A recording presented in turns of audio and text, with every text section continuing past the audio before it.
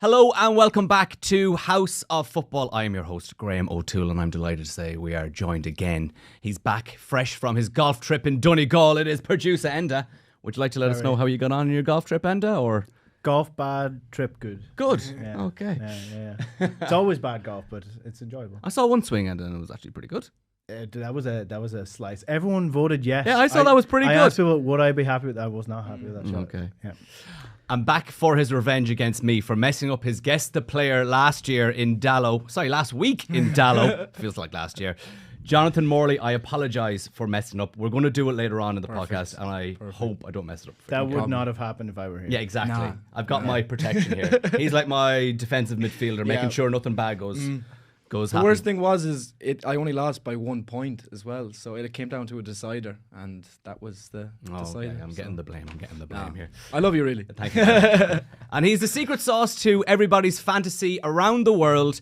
It is Fantasy Football King, Mr. Niall Crossan, aka FPL_era.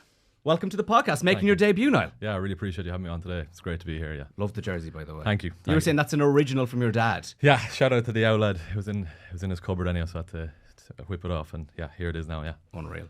So shortly we're going to do best and worst of the season players from both your teams.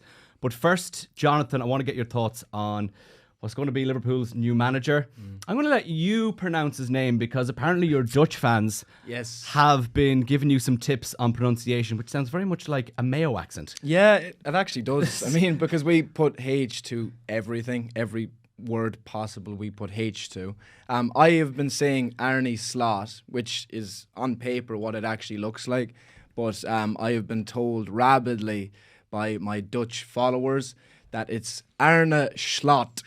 Arne Slot. Like a true Mayo man. Yeah, Arne Slot. So, yeah, that's the correct way to pronounce it. Will many people take heed of it? I'm not so sure. But yeah, that's what I've heard. What are your thoughts? Get the Viper Higgins to Arne Slot.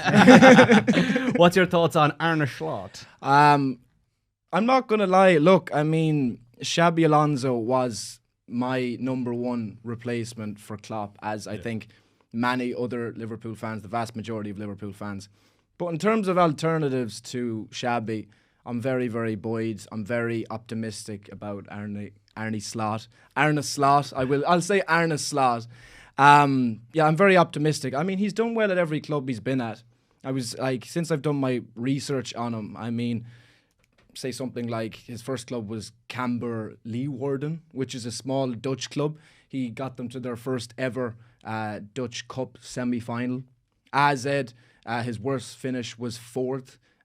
He was robbed of winning the league with AZ. They came second on goal difference during COVID when the league was called off. He went to Feyenoord, won their first title in 7 years. He got them to a Europa League quarter-final. He got them to a Europa Conference League final in which they narrowly lost to Mourinho's Roma. And look, I said before, you don't want exactly the same manager as Klopp. And I mean that in things have to freshen up after so long of one man being in the job. But you do want to see some similarities. And everybody, all the tacticos, they all talk about how Slot's press is similar to Klopp. He likes to have his two fullbacks advanced and forward up the pitch. So there's similarities there. I think he has a big personality, which I was saying earlier is a lot different to Erik ten Hag, which people compare him to. He's good with the media. I think that will sit well with the fans. And as well, in terms of developing players, he looks really, really good too. Youngsters, signings, kind of gems that he's found from other parts of the world. This Jimenez, he brought in from the Mexican League for only €6 million, has got 28 goals this season. Fingers crossed he replaces Nunez. But yeah, the likes of Coop Miners as well, who's doing really well at Atalanta. So he ticks an awful lot of boxes for me. I'm very optimistic. I like him already from what I've seen. And yeah, I mean, as I said, if it wasn't Xabi, which it's not, I'm pretty happy. I am. And do you think that Liverpool's dip in form recently is actually going to help Arne Slot? Actually, do you know, I haven't thought of it like that. I really haven't thought of it like that. But actually, I think it will, Graham, to be honest. I think had we have won the league, expectations would have been through the roof next season. I didn't say there, which I meant to say, Slot needs time as well. The objectives next season will be different. And I think every Liverpool fan should allow for that. But yeah, I actually think it will help him, just because I think people will realise next season, look, odds on we won't be in a title race, and the objective next season, obviously it would be great if we're in a title race, but I think the objective next season for Slot would be, something like top 4 or a trophy, like something similar to this season.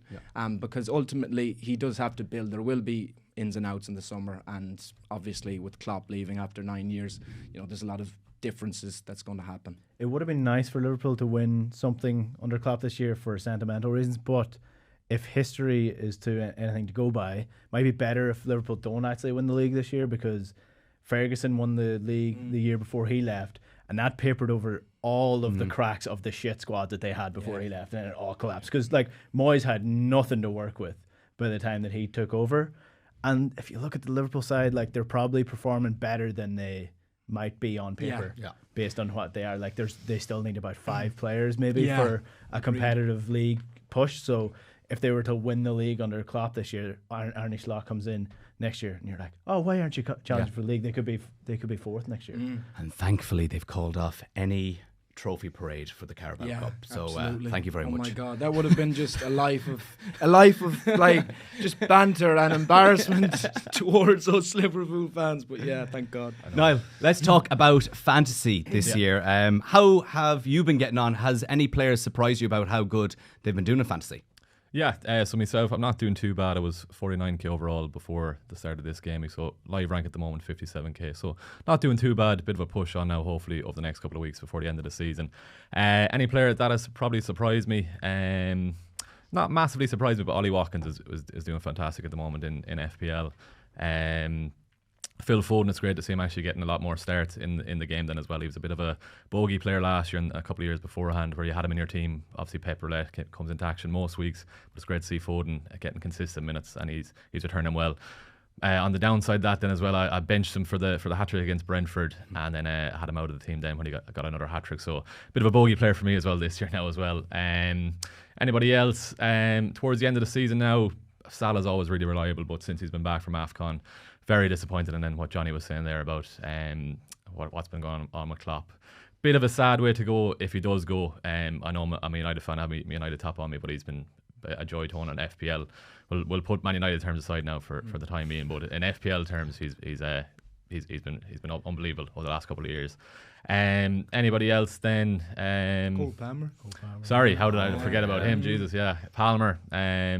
Unbelievable. Great to see him get away from City and actually get into a team with Chelsea in the running for the Golden Boot then as well.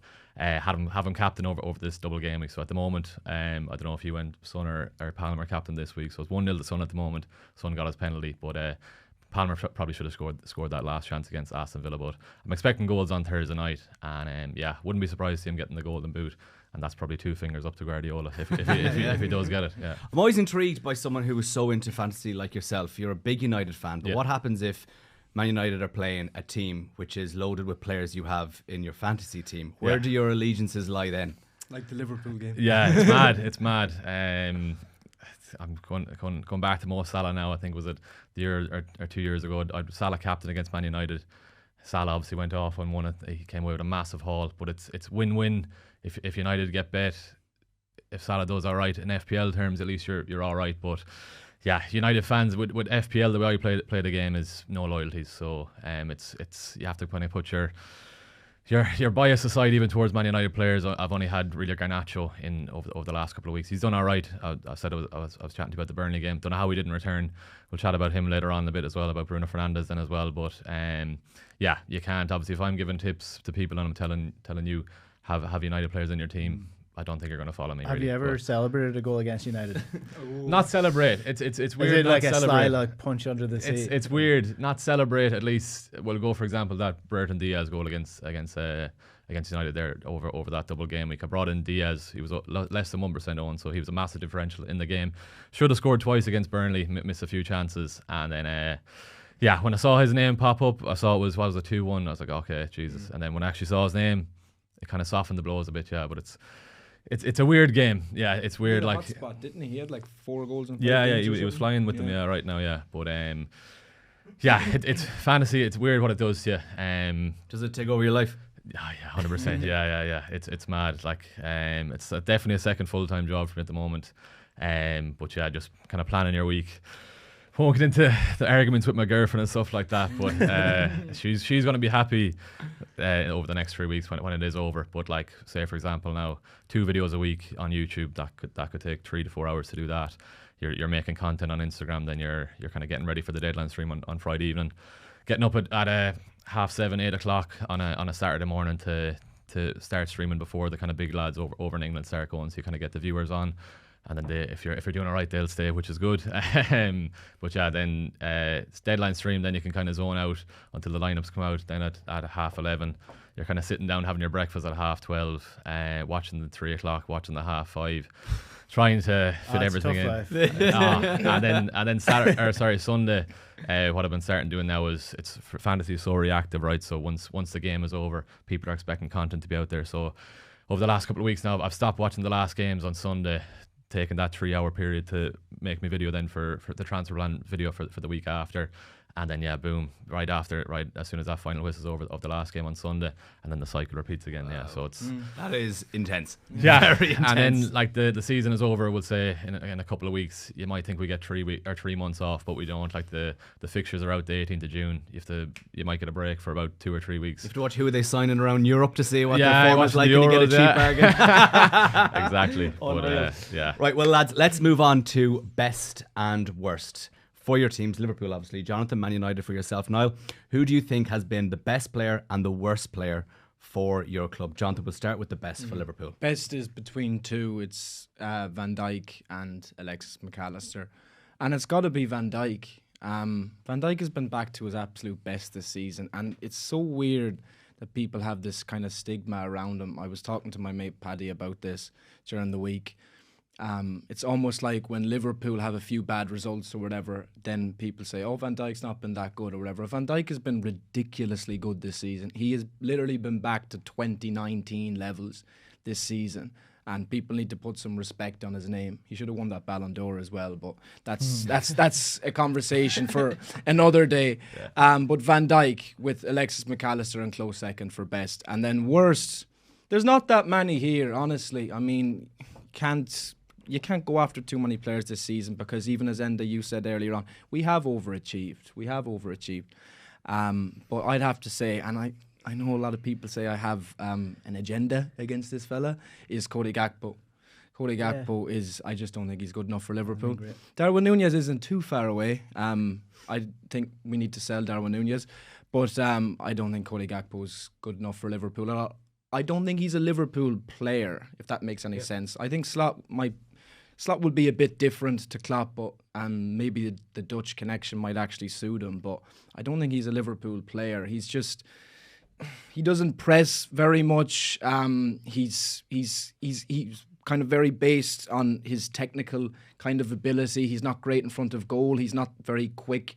He just doesn't scream Liverpool to me. And I think he'd be a good player for like a West Ham or something like that, but I don't think he's good enough. If you had to sell one of Núñez or Gakpo, who would it be? Núñez, because we would get a better price, and ultimately we would have more money to spend on an actual goal-scoring 9. And I say definitively Núñez there, because I don't think anybody would pay decent money for Cody Gakpo. Can I throw 2 left field shouts into? Yes.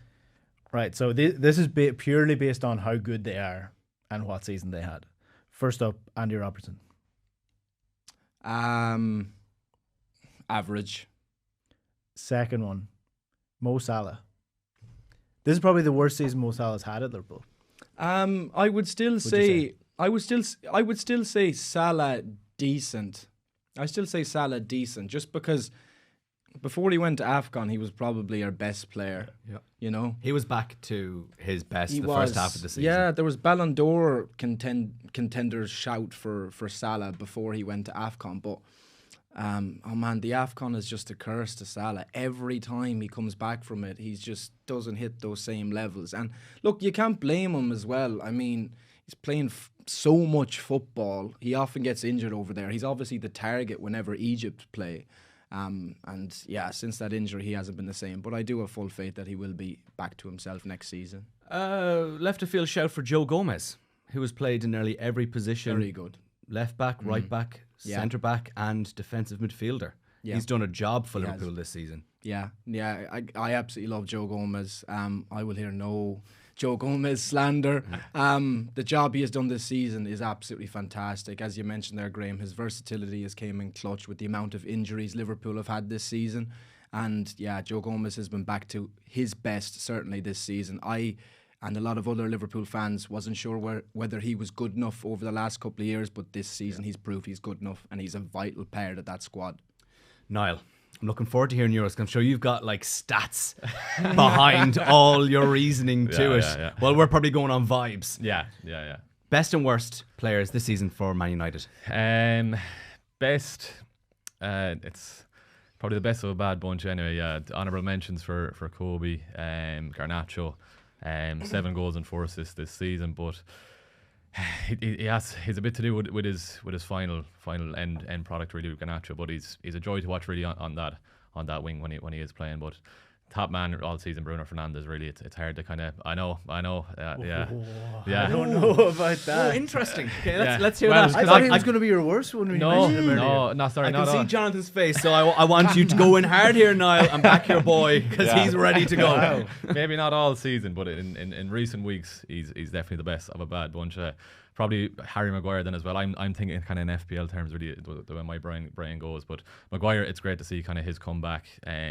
Last year I was at the Bilbao game in the Viva, and every time Maguire was getting the ball, getting booed. So very bad to see, especially back home here in Ireland. But it's great to see his kind of turnaround and how he is in the team at the moment. So you're sticking with Bruno is the best. The best of the bad bunch, really. Kobe, I know you're going to chat a lot about Kobe, I'm assuming, but I think he's a better shout. yeah, but Garnacho's a better shout. I know. Yeah, I thought you were going to think about Dalla, but I'm not fully there on Dalla, to be honest with you either. We don't want to hear No, any more about Diogo Yeah, Dalot. yeah. On Dallo, Yeah. I think Dallo is the perfect summation of Manchester United over the last couple of years, because he's a bang average player Yeah. who's Yeah. playing out of his skin and does well, and beats his chest, Yeah. and Man United fans love him for that. Yeah. But he is not good enough for Man No, United. no. So that's what United, like Scott McTominay got that treatment a couple of months ago. When he was the only one given the effort. Any player who gives bare minimum effort for Man United stands out, and that's why Dallo stood out. But if you look at his talent, he's not good enough to bring United to another level. So It just shows how low the standards have kind of fallen. Yeah. Like, that's exactly it. know? Yeah, United fans are just desperate for somebody who cares about Yeah. it. Like Mainu, Yeah. if you look at his youth, I Yeah. mean, he's got so much quality, but he Yeah. gives 150% every game, and I Yeah. completely understand why United fans love him. I Yeah. would love him if he played for Liverpool. Yeah, but going back to what you're saying about Bruno, it's the best of a bad bunch. I'm not saying he's been absolutely fantastic. No. Yeah, but yeah, Right. We go Bruno for best. Yeah. Worst. Who are you Too saying? many. Worse. Yeah. Too many. Do we have time? We'll start off in midfield. Amrabat. There's too many. Eriksen as well. Just going back to the Burnley game at the weekend, the boos were on Old Trafford when Kobe was taken off before Eriksen. Eriksen shouldn't have been on the pitch. Won't get into Eriksen too much, but up the pitch then, I know you're going to hope I'm talking about Rashford, him as well, but Anthony definitely at the top of the list, yeah. For the money we paid from 1 goal and 1 assist all season, fair enough, he was great against Burnley at the weekend. Scored against us, of course. Yeah. And with his right foot as well. Yeah. It was unbelievable. Yeah. But yeah, no, the money we've paid, there's so many through that team we could go through, yeah. Onana as well, but he's made some big saves in some big games this season then as well. Probably could have been embarrassing at the weekend against Burnley, only for Onana. He made 3-4 really, really good saves in that game. There's too many. I probably would put Anthony at the top of the list. So yeah, just for the price we paid from. It's a tough time for United fans really at the moment. It's a bit depressing, but yeah.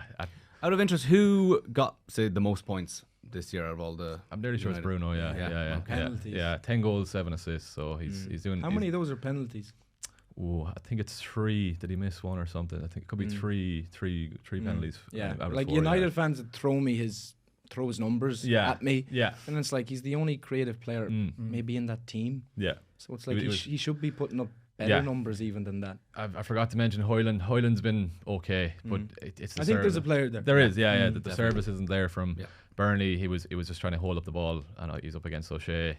O'Shea did a decent job on him at the weekend, but there's glimpses of Hoyland. If he goes on a run of form, he did there. But when he got the goal against Aston Villa, he went on a couple of games after. He got a few goals, yeah. But it's just getting the players around him that'll do a job for him, yeah. I think most United fans are just desperate to see Bruno in a good team. Yeah. Like, because yeah. he does well, Yeah. but he is frustrating as hell. So, Yeah. but you wonder how much that frustration is coming from playing with terrible Yeah. players. So Yeah. you know, it's that with Bruno is like, is he actually good enough to play in a good team, Yeah. or like would a good team make him even better than he is? Yeah. It's To be fair, he is quality. Like there's clear quality Yeah. there. You know, I think attitude is a bit. Yeah, the attitude's probably the reason he's Yeah, not playing. true. Like KDB did an interview with Sky Sports, and he said he was told to pick between himself, Madison, and Bruno for the most creative player, and he said Bruno. Wow. Really? Yeah, Yeah. Like I think he's been modest there. he probably is. Yeah. But at the same time, like I mean, he obviously rates him highly. yeah. Yeah. Well, there we go. So we're going to go with Anthony worst and Yeah. best Bruno. Jonathan, you're going for Van Dijk as the Yes. best, Yeah. and worst poor old Cody Gakpo. Yeah. I feel bad for Cody at this Yeah, stage. because he seems but like a nice guy. He This is the does. thing, He does. Maybe Slot will get him up and running, but I just don't see it. Yeah. If you're watching, make sure to subscribe below. Leave us a comment. Let us know your thoughts. And if you want to catch the full podcast, just get them wherever you get your podcasts. Of course, give the lads a follow. He is Jonathan Morley LFC on Twitter. On TikTok. Are you on Twitter? Yes, John Morley, LFC. John Morley. Yeah, I try to keep it all similar. Yeah, well, it's similar, but it's different. And Jonathan Morley 97 on Instagram. And Niall is FPL_era across everything. Yeah. The Instagram. underscore is there as well. Yeah, Nice, yeah, and that keeps it yeah. nice and handy. Yeah.